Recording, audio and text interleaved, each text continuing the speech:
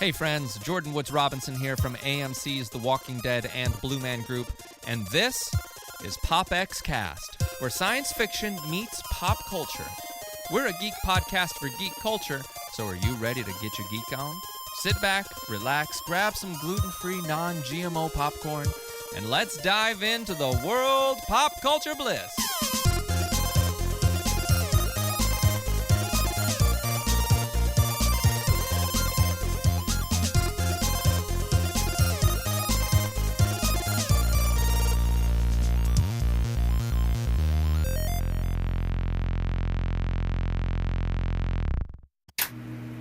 I'm Josh Liston from On the Bubble Podcast, a proud member of the Gonna Geek Network, just like the show you're listening to now. The opinions expressed are those of each individual host. Check out all the other podcasts at GonnaGeekNetwork.com and get ready, because geekiness begins in 3, 2, 1. You are listening to PopXcast, where science fiction meets pop culture. Captain's Log Supplemental. PopXcast.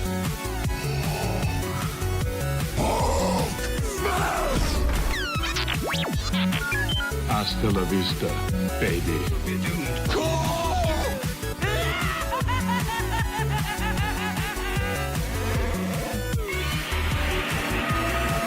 By the power of Grayskull, Autobots, transform.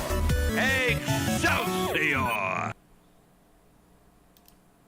All right, and welcome everyone. This is PopXcast, where science fiction meets pop culture. I'm your host, Joseph Burke, and this is my co-host of the night, Mr. Mike Ippolito from Regions and Parts Unknown. What's up, Mike? Yes, what is going on? How are you? Dude, it's been a busy few months, right?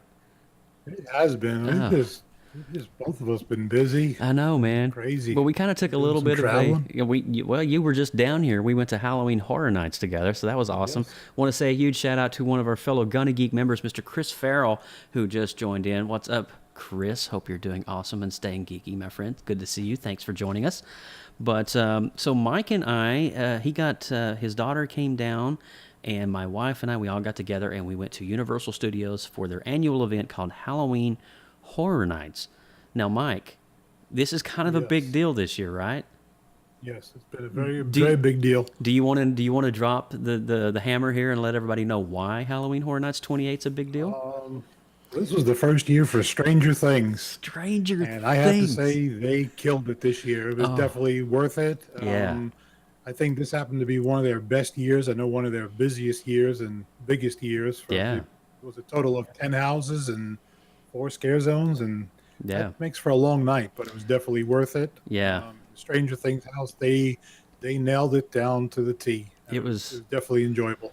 It was unbelievable. And you know, before we get into the show and we do our official intros, I have to say, the casting that Universal Studios Orlando, now I've not seen the one in California, but the one here in Orlando is absolutely phenomenal. I went through the house. My wife and I, we concluded our pass. We got what's called a Rush of Fear pass, which means you can go the first 3 weekends of the event. And last night concluded our final night of the pass. And I paid close attention to a lot of the actors that's in the house. And there are a couple in there that you actually think it's like Will Byers. And it's just crazy. And I'm looking, is that Winona Ryder? I was like, holy cow, that looks just like, that's crazy. They even had the person that played Hopper. I mean, he was pretty much, dead on. I mean, it was a lot of different lighting effects. So, you know, it's that split second that you see the actor makes you think, Yeah. what kind of She comes person that they out, have. she's got that hand, and all of a sudden a Demogorgon comes at you from nowhere, out of nowhere. But one thing I did notice, definitely a great house. did you notice that the Demogorgons in the house, they had automatic animatronics in the head, and it would actually open up? Did you notice? Yes, I did catch that. Yeah. I was like, its head just opened up. Holy cow. Yeah, I'm just, my mind is not for the scares. My mind is for the detail and just the amount of craftsmanship that's went into these houses. It's unreal. And you do literally walk through the upside down portal. You walk into the upside down. And even the detail, they had the little, I guess, the white flakes that were coming down. yeah. That, Like the that was snowy even amazing. looking stuff. Yeah. Yeah. It was pretty awesome. But got a question here. It says, hey, will you guys go and see the brand new Halloween movie coming out in just a few weeks with Jamie Lee Curtis? And my answer to you, Miss Sean, is yes. I think it's Miss Sean. Oh, yeah. Is it Miss? I don't know. I can't remember. But yes, to answer your question, yes, we were going to go see it. I'm pretty excited. I'm a little bit of a horror movie buff myself.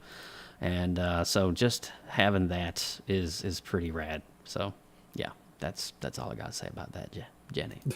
All right, so you ready to kick this thing off, man? Sure, let's do it.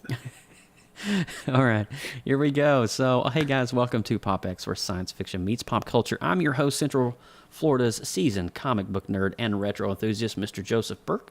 We would like to welcome everyone joining us live here on the PopX.live chat room.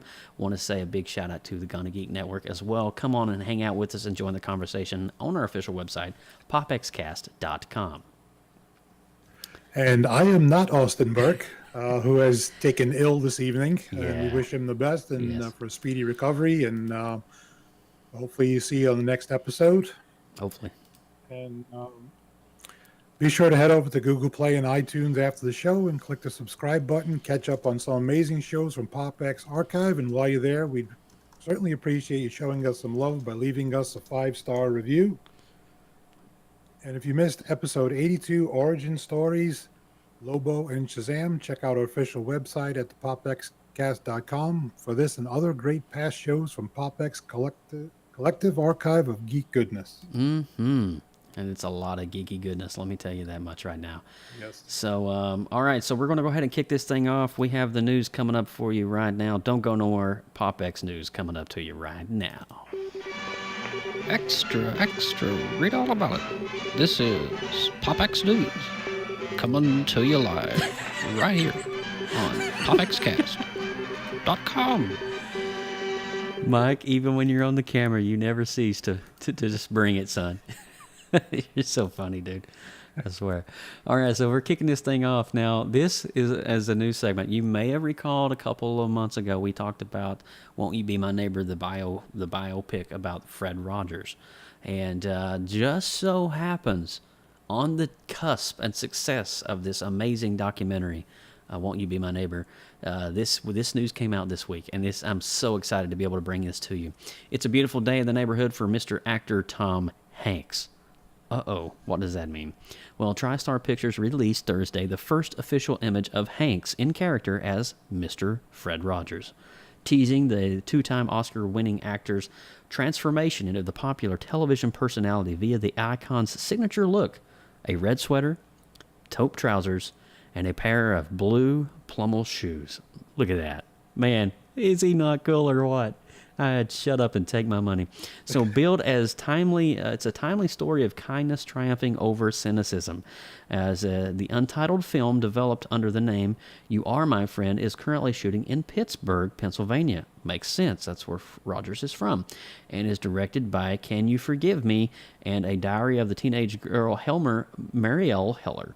So Heller said that the film isn't a straightforward Fred Rogers biopic, but rather a chronicle of the real-life friendship that developed between Mr. Rogers' Neighborhood host and journalist Tom Junod, Matthew Rise, who famously formed an emotional bond with Rogers while profiling him for Esquire magazine all the way back in 1998.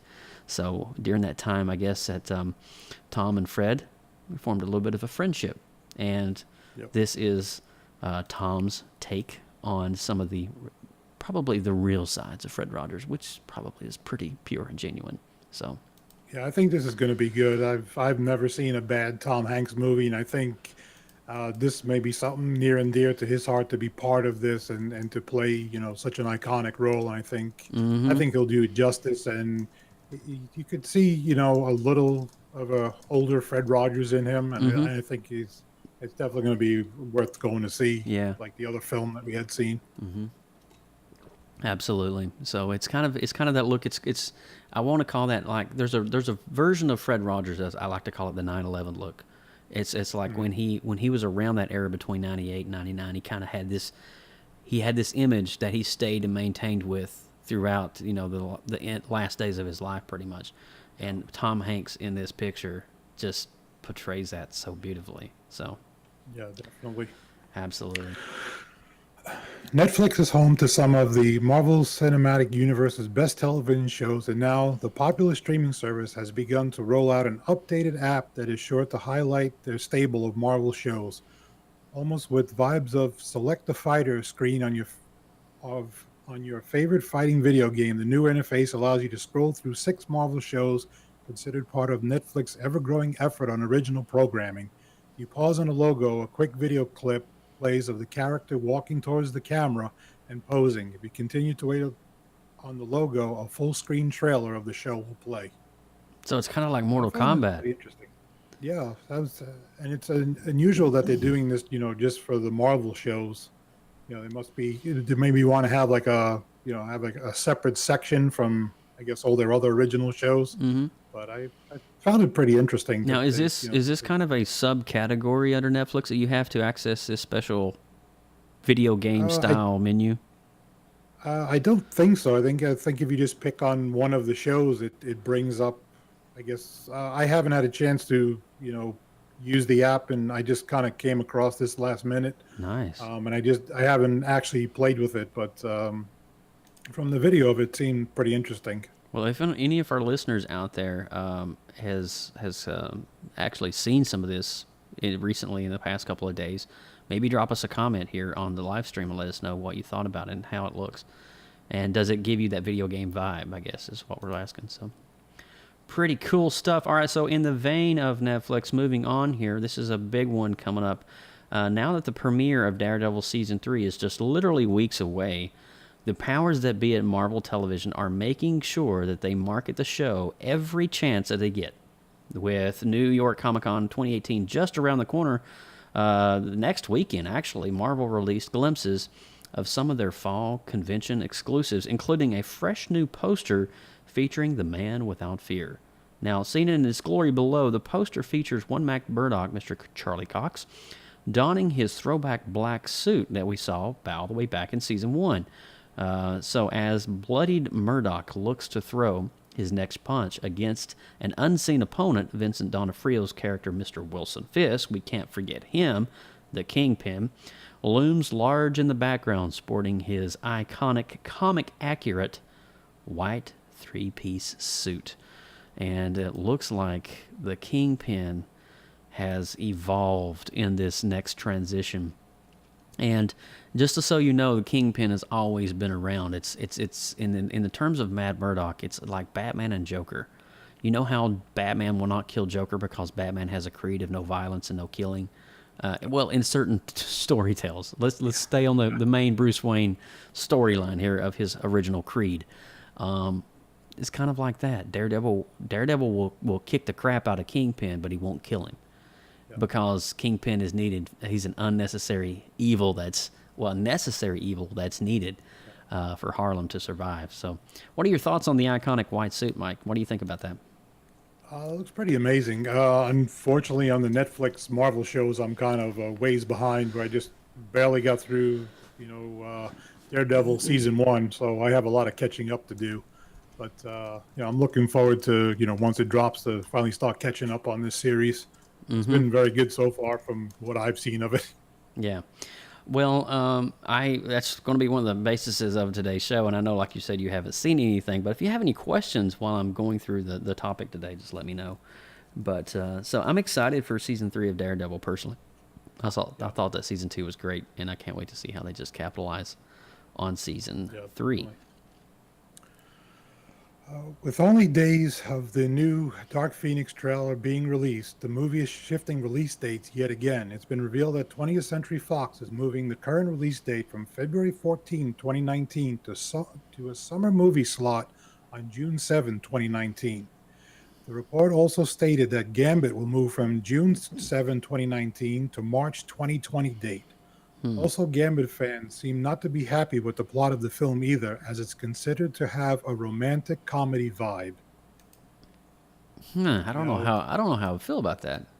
Yeah, I don't know a whole lot about the Gambit character, but out of all the X-Men movies I've seen and what I know about it, I would never imagine any X-Men character being a romantic comedy. That's kind of weird, plot. right? Yeah.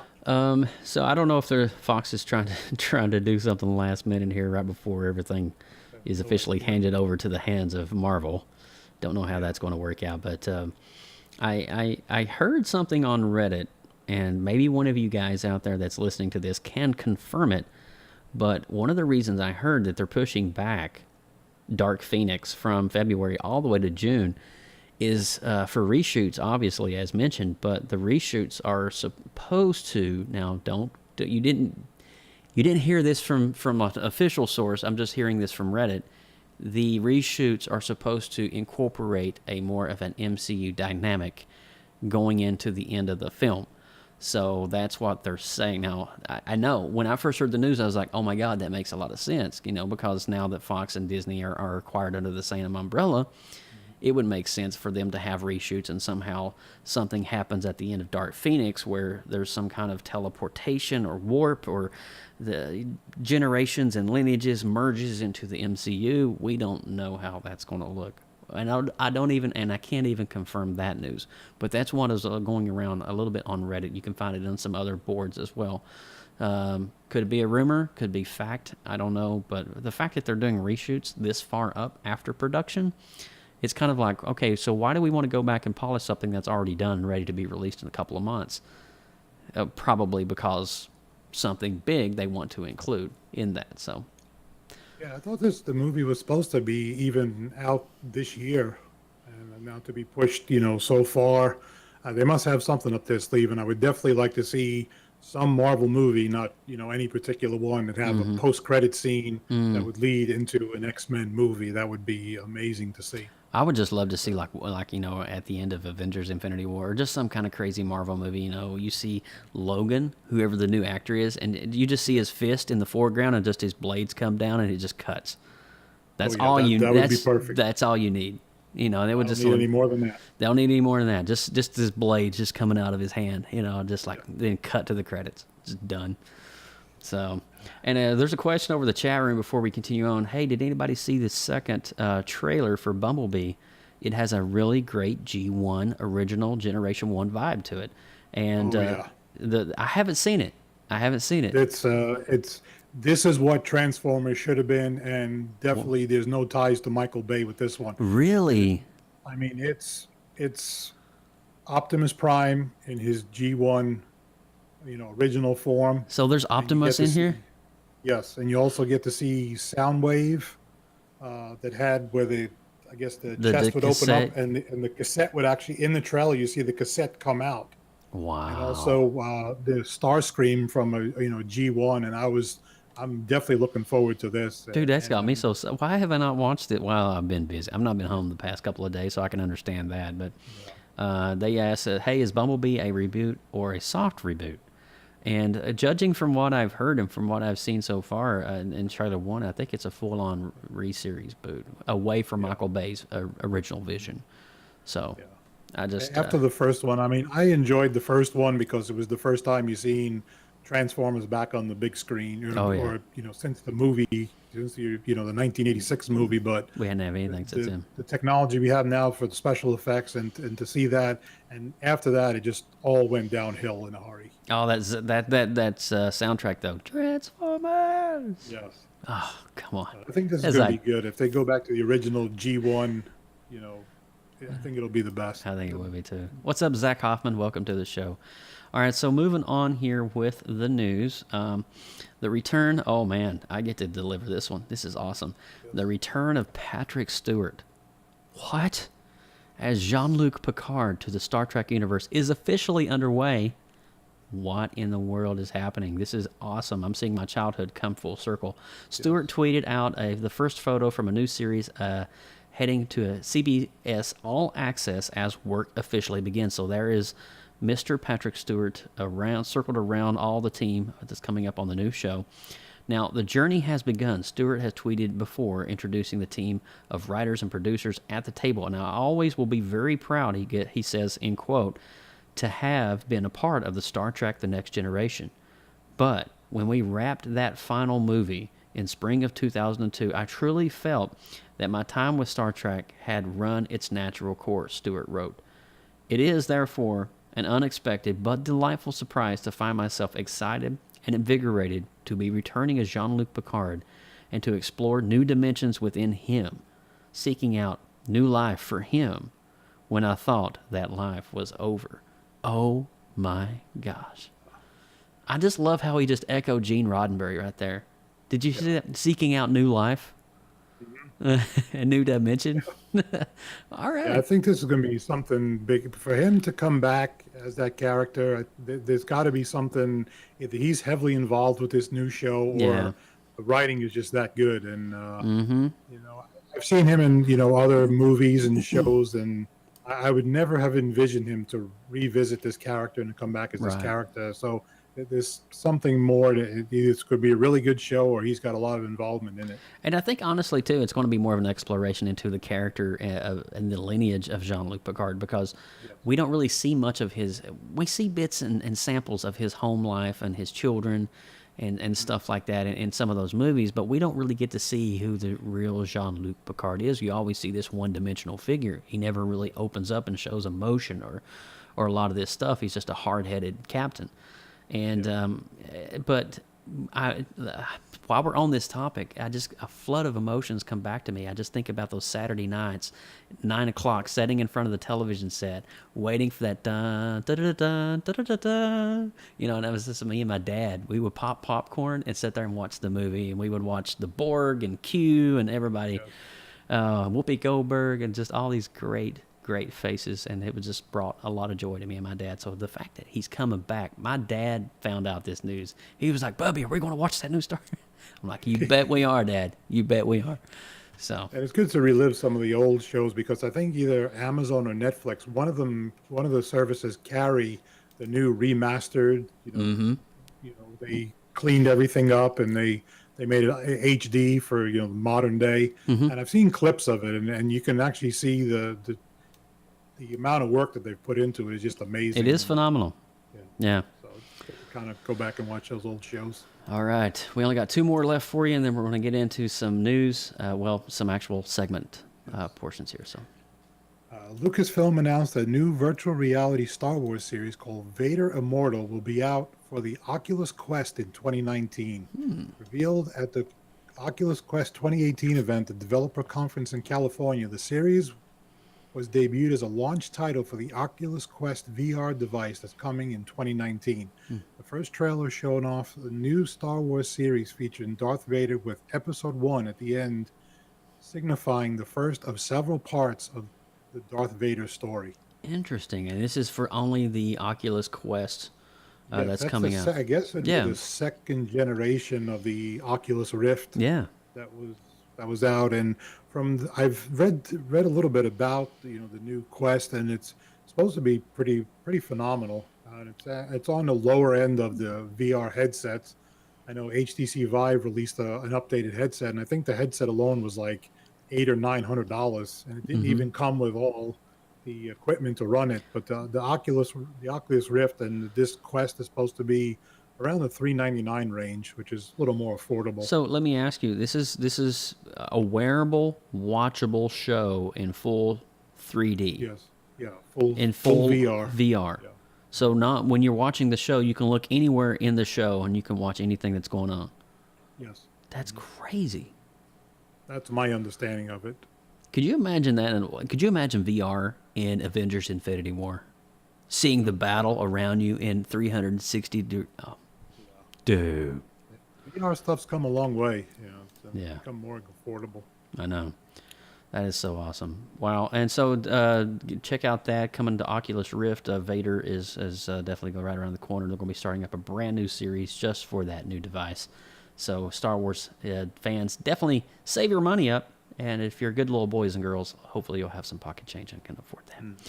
All right, last one of the week here. We have the official Arrow Twitter account has released a brand new poster for CW's 3-night Arrowverse superhero crossover event, and now it's titled Elseworlds. Now, that should not be a strange name to any DC fan, Elseworld. I'm just letting you know that. The CW recently set the dates for an annual Arrowverse crossover with this year's storyline heading into Gotham City, a place previously off limits to CW. So for the first time, we go into the city of Gotham.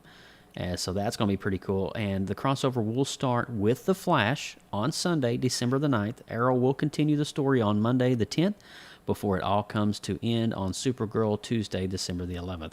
Now, DC's Legends of Tomorrow is sitting out this year's event, and Black Lightning has yet to establish any firm links within the Arrowverse realm as of yet, but probably will at some point. Now, that's the problem with me is there's so much stuff and saturation in the market right now. I'm having to kind of pick and choose what I watch. And, as we speak right now, Walking Dead is on, by the way. The Walking Dead Season 9 just started 30 minutes ago, according to the time frame. So there's a lot to watch. And I am a little bit behind on Arrow and Flash and all my favorite shows. And so I desperately need to get caught up, but I just don't have any time. Mike, how do you watch all your shows? That's the problem. I'm in the same boat you are, but I just, kind of pick something and try and stay with it till I get done with it. I may fall behind because there's, like Gotham, I've made it through season 2.5, and that's where I'm at. Oh, man. Well, Gotham is concluding this year. It's so that'll give me a chance to catch up. But from what I've watched so far, I've enjoyed it, and I've just kind of got back into catching up on Marvel's Agents of S.H.I.E.L.D. About halfway through season 5, so that'll be done. So now I'm just going to have to pick something else to watch. But are you into the Ghost Rider phase? I've passed that already. I'm into the Wasn't the space. CGI pretty darn good on Ghost Rider? Yes, I thought it was amazing. Yeah, Robbie Reyes. I would love to see him at some point incorporated into the MCU. We need Ghost Rider back. I don't care if it's Nick Cage or Robbie Reyes or whatever. It's just Johnny Blaze rather. But that's. As far as the DC shows, I was able to keep up with them because Arrow, Flash, Supergirl, that's all something I kind of watch with my daughter. So we kind of keep up on the shows on that. And I'm kind of like opposite you. You watched all the Netflix shows, and I'm way behind on those. So Netflix makes it so easy just to binge, man. Yeah. Exactly. Netflix and chills all day long, every day, brother. Just let that thing. They don't even give you a 5-second warning now. It just rolls right into the next show. Yep. I mean, they're making this now. It's like a 12-hour binge. Yeah. Nonstop, bro. And so, so let you know what we're doing here coming up next is we're going to be having our main segment of the show, and we're going to be talking on 2 different topics of 2 different verses. Now, we're going to be talking about the Netflix Marvel series, and I'm going to be referring to Series 2 of all the shows that's kind of current in the 2019 Marvel Netflix verse, if you want to call it. So I'll be talking about Jessica Jones, Luke Cage, and Iron Fist, and Daredevil, of course, is coming out on October the 19th, I do believe. So I'll be hitting up, and I'll be talking, I just finished up Iron Fist Season 2 just about 2 weeks ago. And so I'm caught up on every Marvel Netflix show. Can you believe it? I can't believe it. And so now that I'm caught up there, I can backtrack and go and watch some Arrowverse stuff. But we're going to go ahead and roll in with the topic, and we're going to be talking about some spoiler stuff. So I'm going to roll the spoiler alert warning. Now, if you've not seen Iron Fist, Luke Cage, or Jessica Jones Season 2, the 2018 renditions, you might want to hit that pause button and come back and watch it, okay? But I'm going to go ahead and roll the spoiler alert. Don't go nowhere. We'll be right back. More on PopX. Oh, and by the way, the last segment of the show, Mike's going to be opening up the DC Universe application and giving us a live demonstration of this subscription package thing. How do you describe this, Mike? Subscription service like Netflix or Amazon, so like that. There is some major cool stuff in this, and you guys are going to be thoroughly impressed. There's a lot of stuff in there. Reading comics in 4K, yeah. Yes. All right, so we'll be right back. Danger. You are about to enter a PopX spoiler alert. Beyond this point, there is no return. You have been warned. All right, you have been warned, and we don't even have a hit of the week scheduled this week, but before we go any further, I got a couple of goodies I need to show you. So I went to the local comic book shop, and I know I'm going off on this. We're on the Marvel side, so I have to share this. Look at this beauty right here. This is the return of the black suit Spider-Man, and they're starting this with an Amazing Spider-Man Part 1. Now, this takes place right after the 80s version of Secret Wars. So it's in that era and in that time frame. This is not a new Peter Parker black suit. This is actually some storylines that's taken place in between that. So this book is absolutely gorgeous. Now, there is one more book here. I have to share this, and it's by Dark Horse Comics. And this is in my subscription. It's one of 4. It was just released this past week. Are you ready for it? Yes, ladies and gentlemen. Stranger Things #1. And this is a really cool book because it tells the story of when Will went into the Upside Down. Where did he go? What did he do? I mean, did he find any Demogorgons along the way? So it kind of tells the story. There's some backstories and some things happening here. That's pretty darn cool. So be sure to check that out at your local comic book shop. Pick up Stranger Things. It's a one of 4 series, and it's going to coincide with the new show when it releases. November, is it? When does Stranger Things come out? The Stranger Things will not be until next year. Okay. Yeah. They are just about ready to wrap season 3. I think they got about another month of filming, and then it probably won't be until April, May of next year. All right. I guess the back of my brain said it's coming in November. I guess that's not happening. Yeah, they're pushing it a little ways this year. That's all good. It's all good. All right. So I want to start with the one that came out in March first. I'm going to start with Jessica Jones. And so it's some really cool things I liked about Jessica Jones Season 2. And it's probably one of the more emotional roller coaster rides of a show because she's dealing with a lot of heavy-hitting topics like losing her mother and then losing her mother again when she thought her mother was dead in the first place. It's some pretty dark stuff. So there's a mysterious murderer that kind of looms around over Hell's Kitchen, which in fact turns out to be Jessica's mother. Now, that whole dynamic with Jessica, discovering her mom is still alive, and she can't understand that her mom is still alive. Why is my mom still alive? Her mom has this kind of crazy mutant power, and she's a super soldier, pretty much. And little does Jessica know her mother is a killer, is this assassin. And it's a crazy dynamic because Jessica's wanting to form a bond and a relationship with her mother, but now that she finds this information out, it's just kind of like, what? So it's a really cool story arc. There's a lot of cool moments between, mother and daughter trying to have some form of chemistry together and trying to rediscover how that works, even though that Jessica thought that her mom was dead all this time. Really cool play on those kind of scenarios. And we also see that Trish, who is Jessica's friend, the radio host in the show, becomes something that she can't control. And she finds this super soldier serum. You heard me right. Super soldier serum. And it becomes an addictive property for her. And she starts developing powers while she's on this stuff. And it escalates into later in the season where Trish is literally almost selling everything she has to find the next fix of this super soldier serum stuff. And Trish Walker is ultimately becoming, if you haven't picked up on the leaks yet, she's becoming the Hellcat. And we're supposed to be seeing a lot of that coming out in Jessica Jones Season 3. So Hellcat is definitely an antagonist. Think of her more like Catwoman in the Batverse. She's neither pro or good. She has both sides of the fence, though a lot of times she plays on the Allies side. So her longing for powers ends with her becoming sort of a super soldier, Trish Walker. Now, also, Jessica's friend that lives door down from her, where she's at the PI, Private Investigations Office, Malcolm. Remember him in Season 1? He was kind of a recovering addict. Kilgrave was using him and his drugs and manipulating his mind. So in Season 2, we're seeing him heal from that, and we're seeing him from his perspective. Jessica's drinking a lot, doing a lot of things she shouldn't be. He's seeing that. He's trying to heal from himself, but he's seeing Jessica as the antagonist. You see what I'm saying? So it's a really interesting dynamic. Kilgrave returns. Yes, we actually see him return, but he's not in the form that you think. And so is it weird seeing a Doctor Who actor in this show, Mike? Well, Yeah, that's one David of the Tennant? reasons why I'm looking for. Oh, David Tennant's Yeah. amazing. Oh man. Other than Doctor Who, I've seen a bunch of his stuff, and he's definitely an amazing actor. You know, while I'm on the topic of David Tennant and Doctor Who, have you seen Matt Smith in The Crown yet?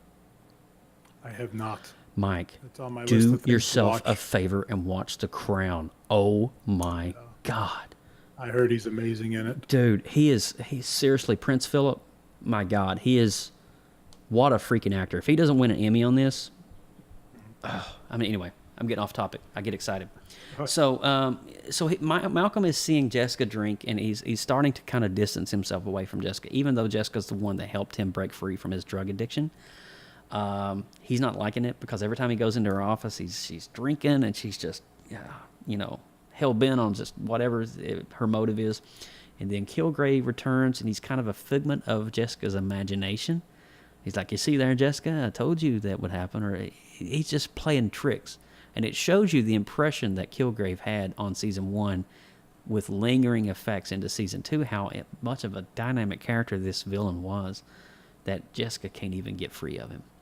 But he's just a figment of Jessica's imagination. Just keep that in mind. And also we find that Hogarth, now Jerry Hogarth, we know her as a lawyer, the big-time lawyer, and she's kind of in all of the seasons in some shape or form. She's in Iron Fist, she's in Daredevil, and she's all around. But in this season, she's diagnosed with ALS, which is basically Lou Gehrig's disease.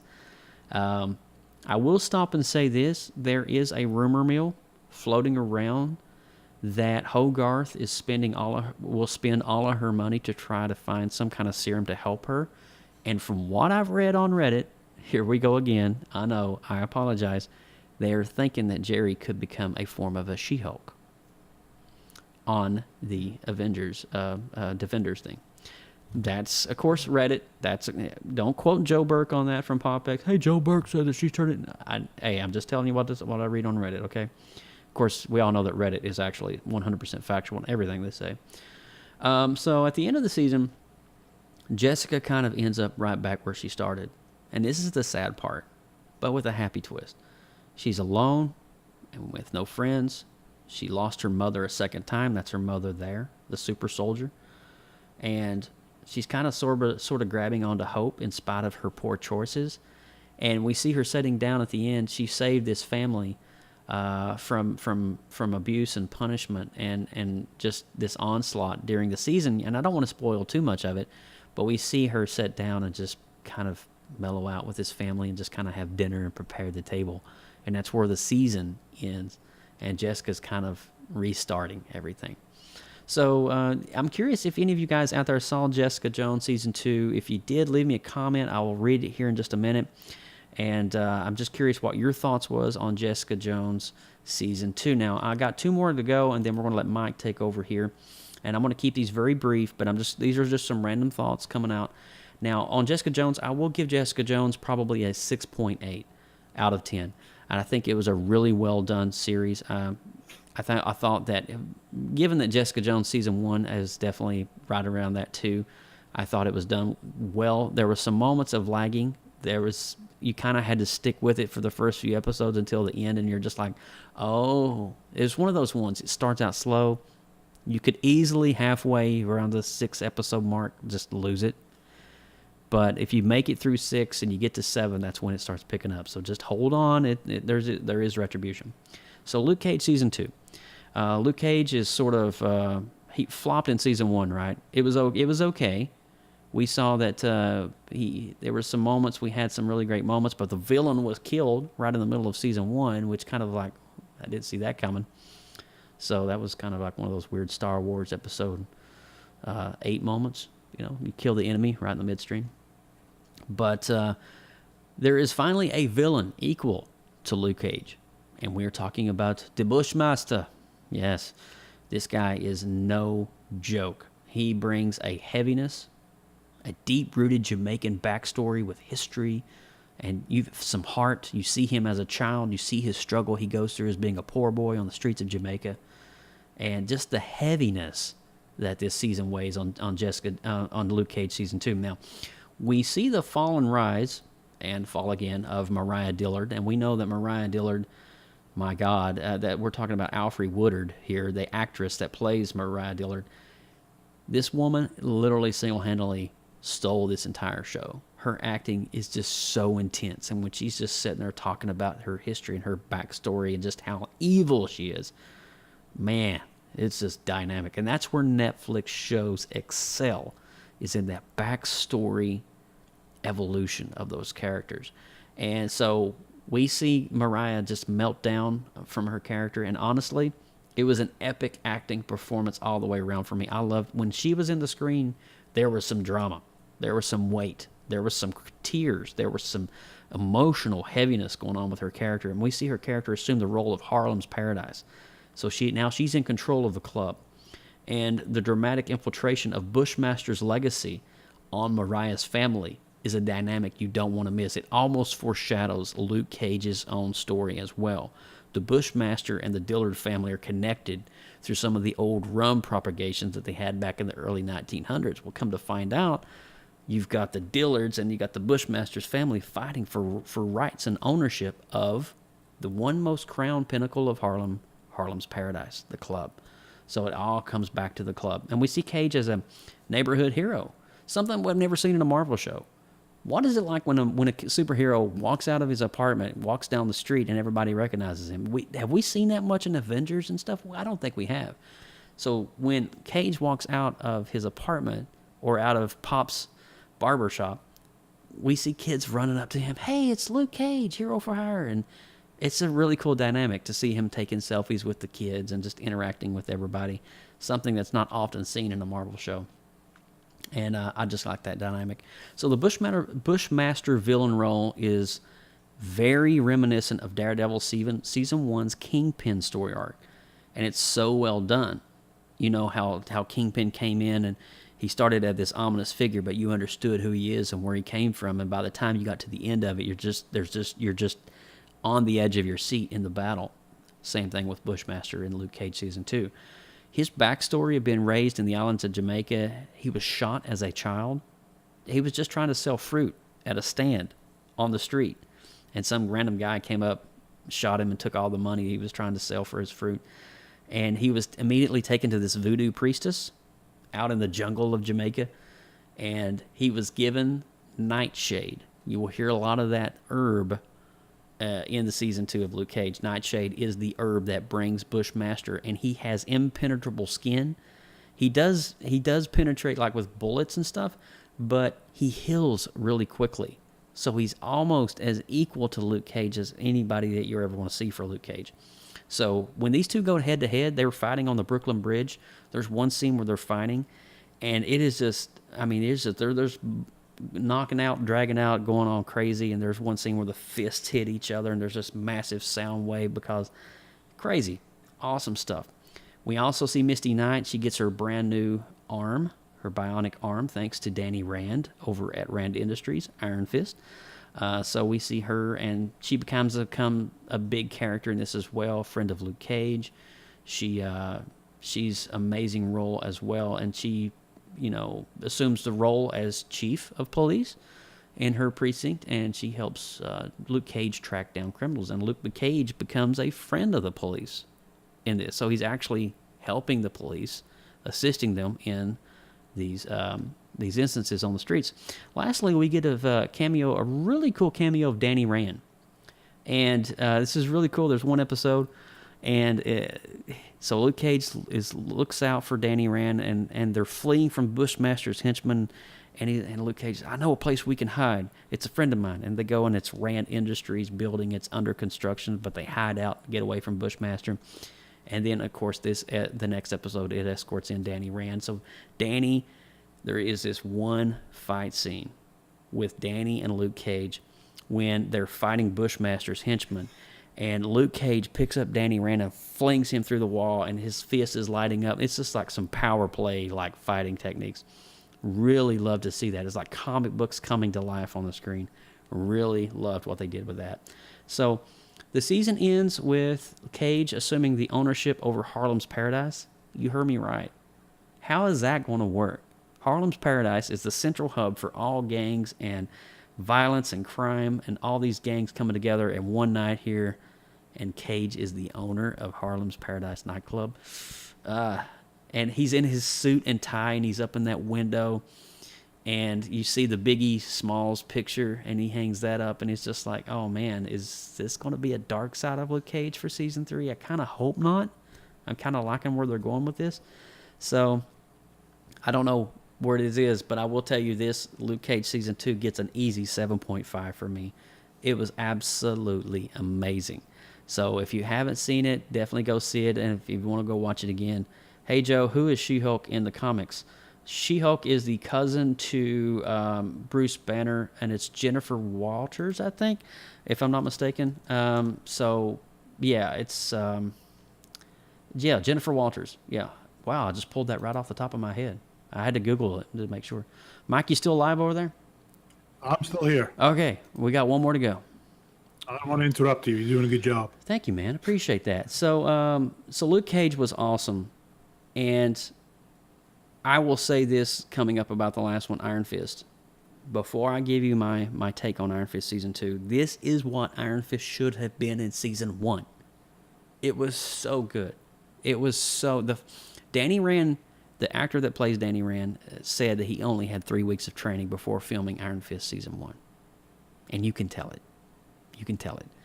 In season 2, he's actually, the actor has very much sought out a lot of training and has done quite a good job in you could tell it, you know, how he's trained his body, his physique, his mentality, and it was pretty impressive, actually, to see some of the fights that he was having on screen.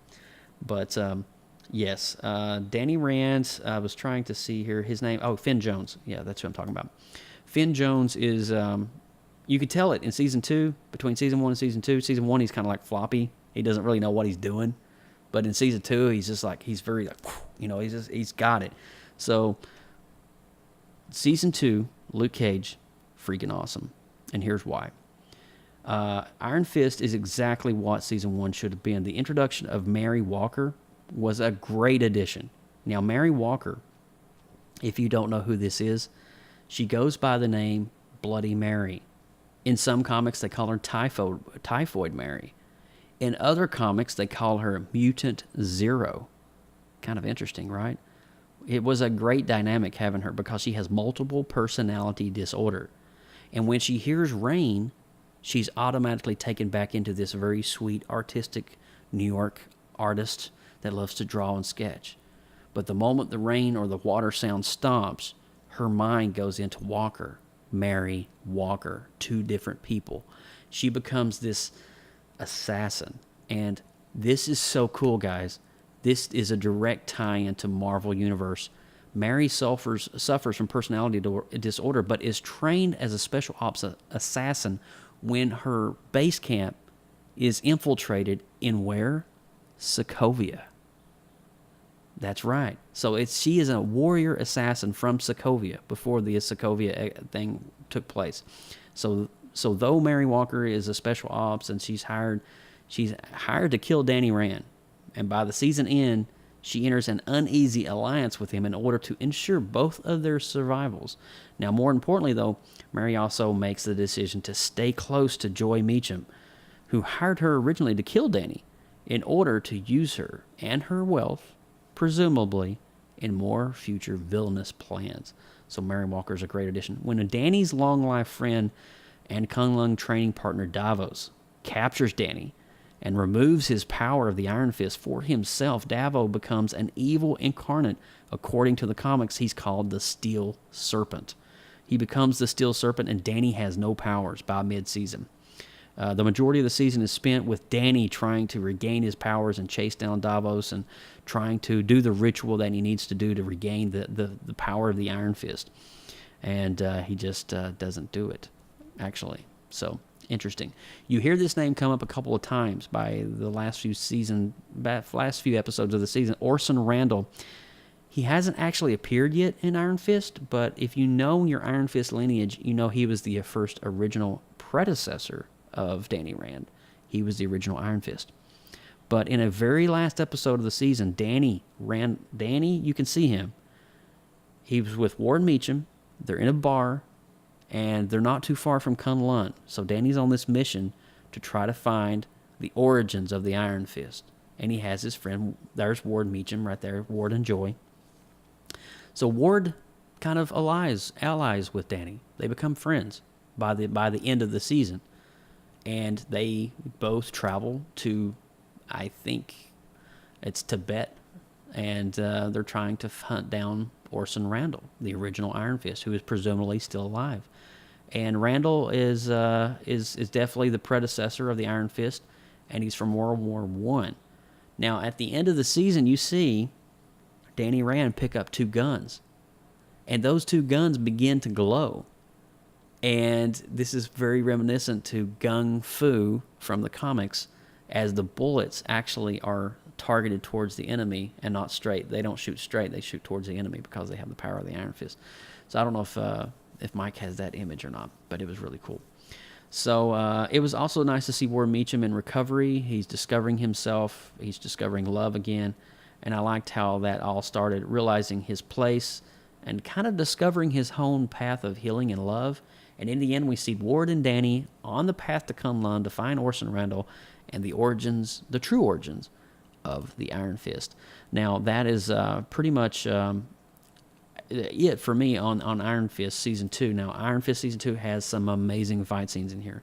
There is one scene where the power of the Iron Fist is, Danny gives the power, he forfeits it up once he gets it back from Davos to his girl. And he basically, she has this glowing sword at the end of the season, which is phenomenal. And Colleen, I'm talking about Colleen, Danny's girlfriend throughout the series. Colleen, you know her samurai sword that she always has up on the mantle. Well, by the end of the season, she's fighting with it again. And when she gets the power of the Iron Fist, her whole body glows white, and the saber glows white. It's kind of cool. So that becomes her weapon of Iron Fist. It's so cool. And, of course, Danny is on his own path, and Davos doesn't have any power anymore. So he's taken away and hauled off. So if I was going to be rating Iron Fist Season 2, I would definitely be giving Iron Fist Season 2 easily an 8.0.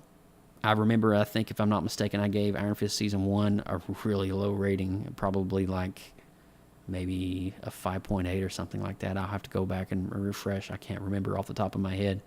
It was pretty low for Season 1. And rightly so. Season 1's kind of a little bit of a stinker. But Season 2 is pretty awesome. It definitely picks up steam. I'm very happy with how the whole thing has come to fruition. I'm happy about where the Season 3 could be going in discovering the origins of the Iron Fist, something that's kind of not even really been done in comics that much. And so going back to Kunlun, trying to find Orson Randall, trying to find meaning in all of this, I think that's going to be awesome. And then we also know that there's an egg that has been bestowed to the Meachams, that when the egg hatches, that's going to be the dragon that determines the next Iron Fist.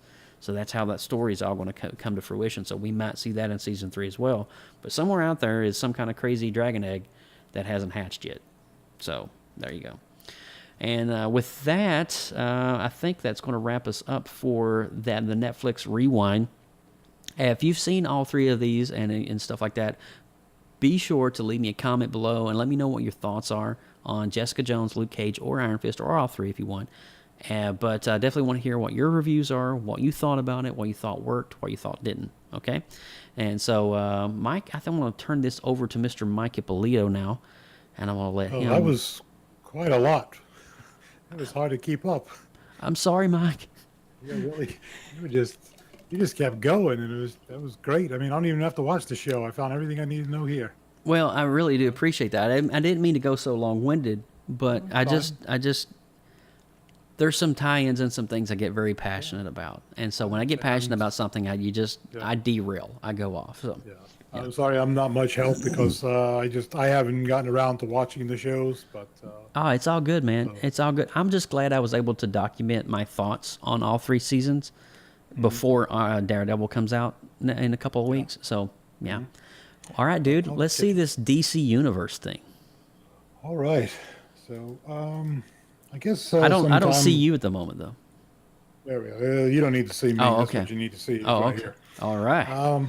basically, when the DC Universe app came out, I was kind of interested in about it, and then I had signed up for the beta program, but I didn't get a chance to be part of that. I guess there was only a select amount of people. Then Kevin Smith did the DC Daily, and that was about a 2.5 hour show on YouTube, and there was a lot of stuff that they were covering.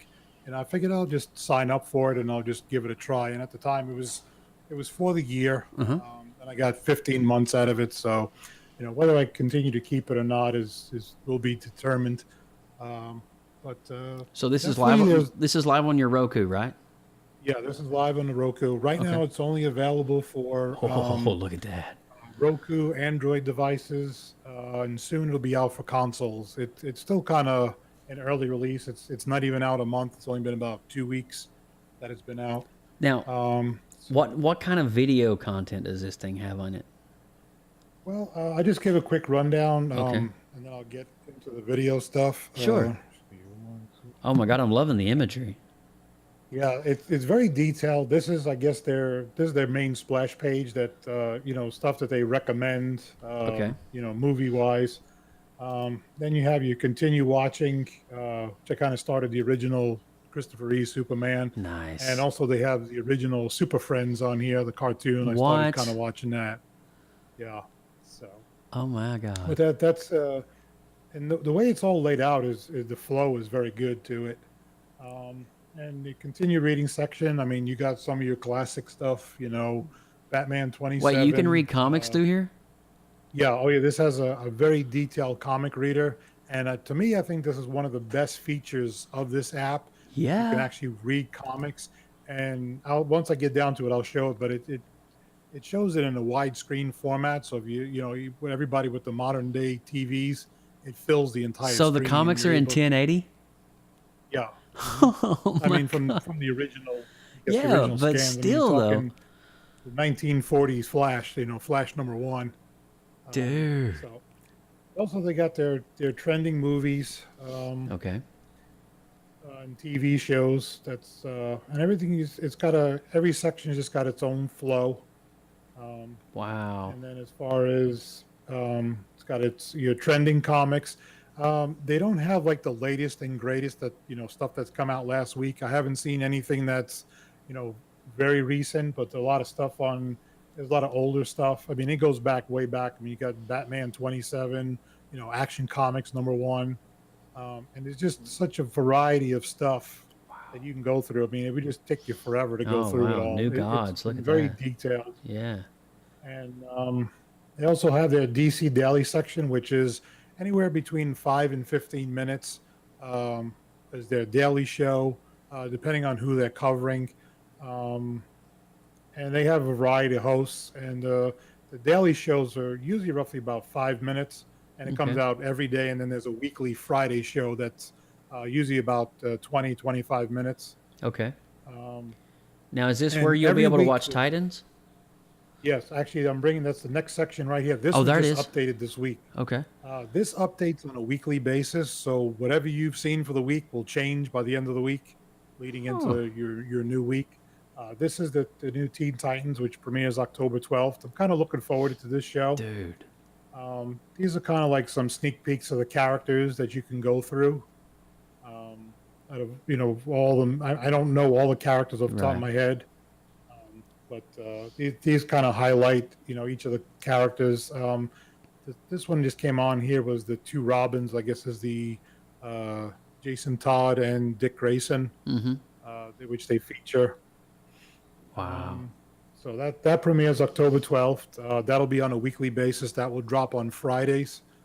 Every Friday night, it'll be it's not like a Netflix style. It'll drop one episode per week. Wow. Kind of similar. Amazon does something similar with some of their programming. That's a pretty impressive subscription service, dude. Yeah. It was $74 for the year, and I ended up with 15 months, so it comes out to maybe about $4 or $5 a month. By the time you round it out. Do they have monthly pricing as well? Yeah, the monthly pricing is $7.99. Oh. And then if you buy the year, so it's affordable. Yeah, if you buy for the year, I have Amazon Prime, so that's by the year, and that still comes out to about $6-7 a month, anyways. But by the time you add it up. So. Yeah. But the benefit of a new subscribing before it released was you get 15 months out of it. Mine actually expires January of 2020. So Daggone, you got a little extra months there, didn't you? Yeah, it looks like a couple extra I got out of Yeah. it, but that's, I'll probably utilize it. Getting down into they have stuff broken down by, different sections of, their kind of recommended thing. This is like anything Superman related. This is their most recent animated one, Death of Superman, which came out this year. If you haven't seen it, it's very good. Then you have 80 Years of Superman, first appearances in the comics. Supergirl, Lex Luthor. This is kind of like everything they've combined into one section that, wow. If you want to catch up on anything, Lex Luthor related in the comics, TVs, animated. This app was released on Batman Day, so they still have the Batman section where they have the Nolan Batmans, the original Michael Keaton, also the Batman the Animated Series, which was remastered for just this app alone. Really? They remastered the originals, but you won't see it anywhere else, just on here. A lot of their animated stuff is on here. All the animated movies. Oh man! Gotham by Gaslight. They also have Batman Ninja. That was actually a very good one as well. And a lot of the old Batman Brave and the Bold, The Dark Knight, majority of the animated Batman stuff. So does it have? Is this a complete library of the Warner Brothers DC animation?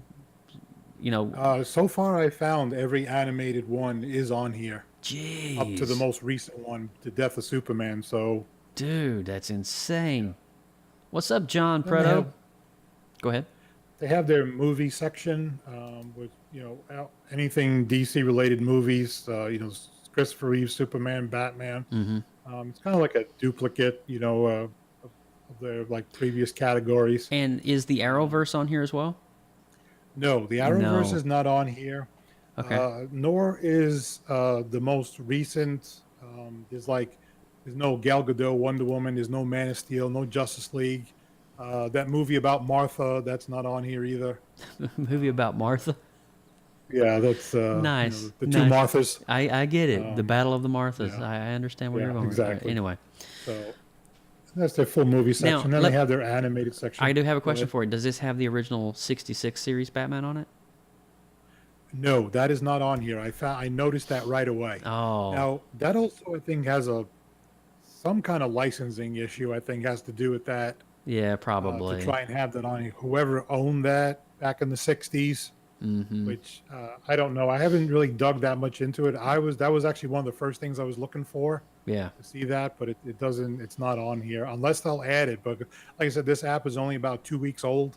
Oh, well, they've got a long way to go then. Yeah. So they have a lot more to add to this. Right. So then you have your animated series and you have your regular series. Constantine. Yes. And who doesn't love the original Wonder Woman? Oh, come on, man. Lois and Clark. Lois and Clark. Original Flash. Oh. You have your original Flash. John Shipp. John Wesley Shipp. Yeah. Birds of Prey I'd never even heard of. So I never realized that was a DC show. Yeah. Adventures of Superboy. Human Target was another one. And I mean, this goes way back where you have the George Reeves Adventures of Superman, Reeves. 1952. Dude. So, yeah. That's pretty in depth, though. I mean, for only being 2 weeks old, just the back catalog they have of content's insane. Yeah, they've added a lot of stuff to this. Now, can you show us a little bit of maybe what one of the comic books looks like? Yeah, I'll go right down to the comics. It's right here. Actually, I'll show you the one I was reading so you can see the quality of it. Sure. This is so cool, guys. For $7.99 a month. Yeah. If DC's working on something like this, can you imagine what Marvel might be working up with the new Disney? Yeah. Dude. That's in 1080p, man. Yeah. Yep. That's your full screen panel view. And you can basically just on the Roku remote, you just do left and right, and it'll advance to the next panel or previous panel. Okay, that's freaking impressive, man. Yeah. And then you can choose what you want. You can have your autoplay mode, which the page changes every 5 seconds. Okay. Your panel mode, full page mode. And you can do a landscape. You are grid. reading comics on your HD screen at home. Yep. That's pretty awesome. This is one of the more popular, to me, I think, is the more popular feature that you can read these old comics. I mean, the days of the 1940, to have an original copy to read, where it's in the verge of pulverizing in your hand. I mean, you be able to read it on your HD TV. Sean over in the chat room asks, is the old Superman cartoon from 1988 on there? Not sure. I'll have to take a look. One second. I just closed it by accident. Oh, it's all good. I'm just, she's just curious. I'm sorry, I keep saying she. Yeah, hey, Sean's going to kill me. They're just curious because, I mean, I think for $7.99, that's a really generous introductory point into just the amount of content that you're getting. And come on, you're getting Titans too, which is going to be an amazing show right off the bat. It's going to be very dark, very gritty, and definitely very adult oriented. There is some language in this one. Yeah. So, but the fact that you can read the comics directly now on your movies, like your more recent release movies, is this in 4K or is this still in 1080p? Still in 1080p. Okay. I don't think this is available. It's in 4K. Okay. In 1080p. Well, I mean, like some of your newer movies, like Batman and stuff like that. No, everything is just in HD 1080. So Superman the animated series is on here, Sean. There it is. 1990. That's the one he's referring to. That is the one. 1996. Yeah, that's it. Okay. Justice League. Is there one from '88 on here? I don't see it on here. I think that's the one you're talking about, though, Sean. Yeah. Oh, Super Friends. Exactly sure. Yeah. I mean, 1973 Super Friends. I mean, Josh. Going back a ways. I can just hear that theme song in my head right now. We would play it, but then we would get kicked off of Facebook. So. Exactly. Yeah. Can you is your volume down on your screen? Yes. Can you give us maybe just a sample of how the content looks when it's played? Like all the old Wonder Woman show or something? Yeah. Just go right here. I'm just curious. I just want to see how this works. Yeah.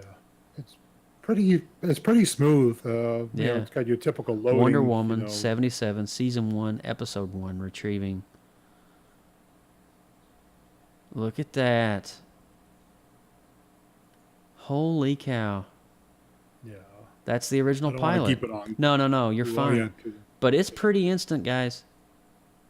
Yeah. That's awesome. The flow of the menus are very good. You can pick whatever season you want to watch. All right. Well, very cool. And so for a vast amount of comics. The comic part is what would sell it for me. Being able to just kick back in the couch and read like The Death of Superman or just one of the old school comic books like that, that's a pretty big deal. I don't think. Yeah, there's a lot of stuff on here. Here's another question for you. Now, is this DC Universe Online? Is this also on mobile platforms as well, like iPad and phone and Samsung? As far as I know, I believe it's only available right now for Android, iPhone, which could be for iPad as well. Right. Yes, actually, I've downloaded it on my iPad. I was able to use it on my iPad. So it works for Roku. They said they're going to be rolling out more devices as the service continues. Okay. They said the next thing they'll release is for gaming platforms, PS4, Xbox. Okay. Oh, really? Yeah. Mm-hmm. All right. And you can log into it web-based as well. You have more features as far as the web goes. You have the online community, and also you have shopping as well, where you can buy exclusive items just from the store that's on. Oh man! Now let me ask you. You can buy other items. I have a lot of questions I'm asking you, but is there an introductory, like a free trial period that you can try it too, like a 30-day trial period? Unfortunately, not. Okay. It's just you would have to just sign up for a month, and if you don't like it, you'd have to cancel at that point. Okay. I figured I'd ask because you know how Hulu gives you like the 30-day trial or something like that. Yeah, there was at the time when they offered you, when you click on it, it was either well for the the pre-order before it was released, it was only the year only. Okay. And now since it's been released, they'll do a monthly. Well, plan. this is really super exciting, and I think that you're obviously seeing here this live demonstration of DC Universe Online, and it is a paid subscription. And as we get ready to come to a close here, it's a $7.99 a month. And if you want to pay, what was it, $70 a year if you wanted to pay it outright? Is that right? It was $74.99 $74.99 for 1 year. You're getting all the content, all these old shows. Some of them have been fully remastered just for this service.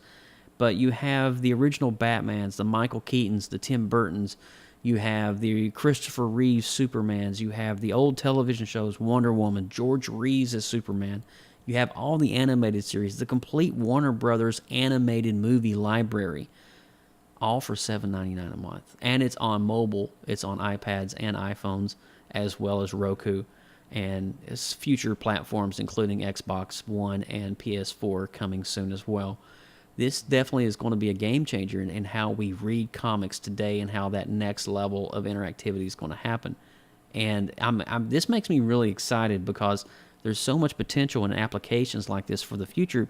It makes you wonder, like, what is DC, Marvel, and Disney coming up with?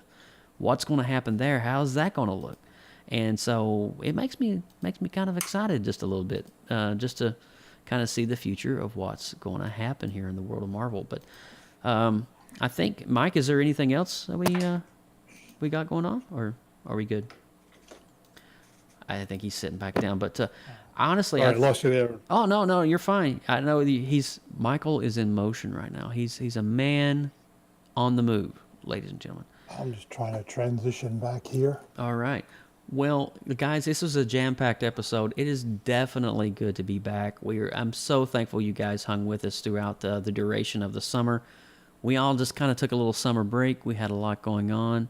It's definitely good to be back for episode 3. And guess what, guys? You're not going to be getting rid of us anytime soon. We'll be back next weekend for another show. So, you might as well, as we say in Kentucky, hunker down and get ready for it, because we're about ready to get our geek on. So, Mike, is there anything else on the subscription service that you want to mention, or as we didn't talk about? I think I pretty much covered just about all of it. Okay. I know they got Titans coming out October 12th, and they got Swamp Thing slated for next year. That's right. They say it's supposed to be a very dark and violent Swamp Thing, from what I've gathered from it. Take my money. So we'll see how it goes.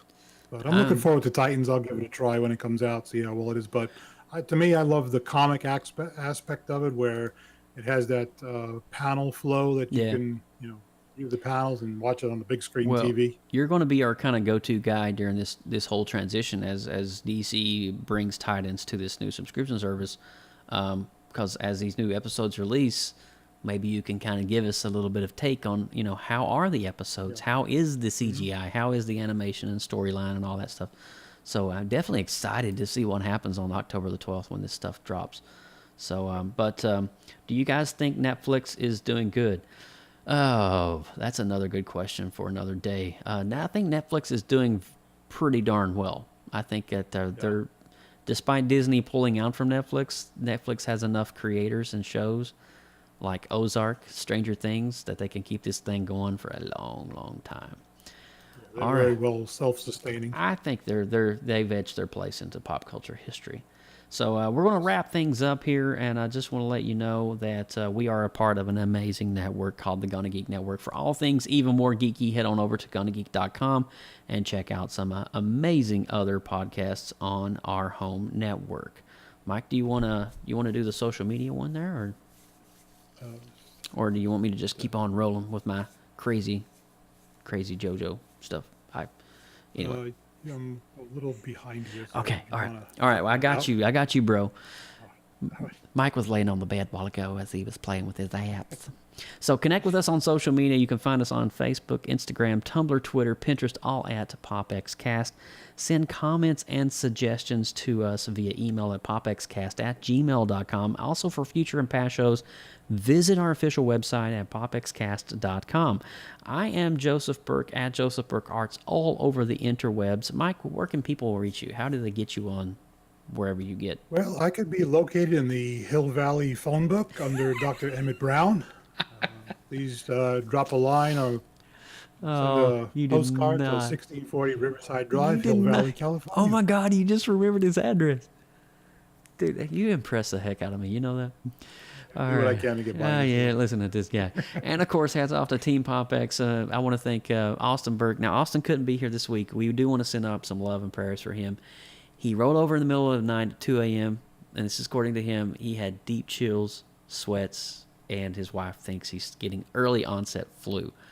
So it is running pretty crazy, and so we want to definitely lift. He was supposed to be here tonight, and he texted me today, and he's just like, man, I've not even got out of the bed yet. So it sucks to be in that position. So Austin, we love you, and we're thinking for you, and we hope you can join us next week on the Venom Rewind.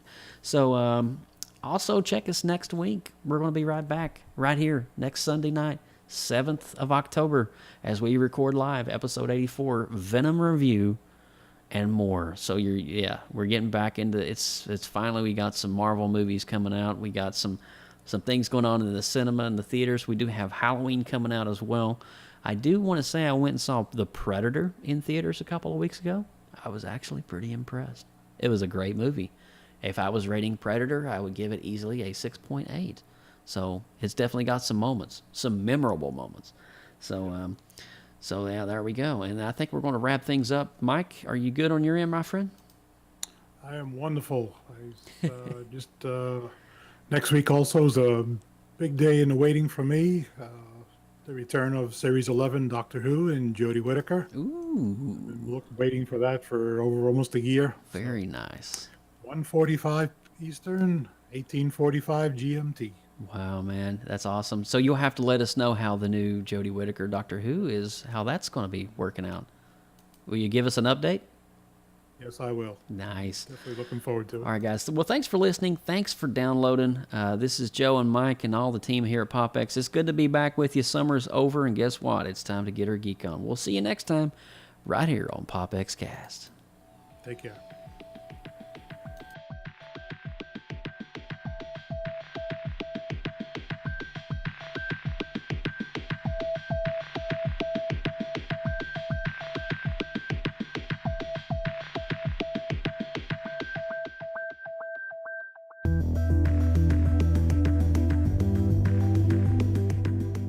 From everyone at PopXcast, thanks for listening. Please make sure to like our Facebook page, facebook.com/PopXcast, and click the follow button to get our live stream notifications.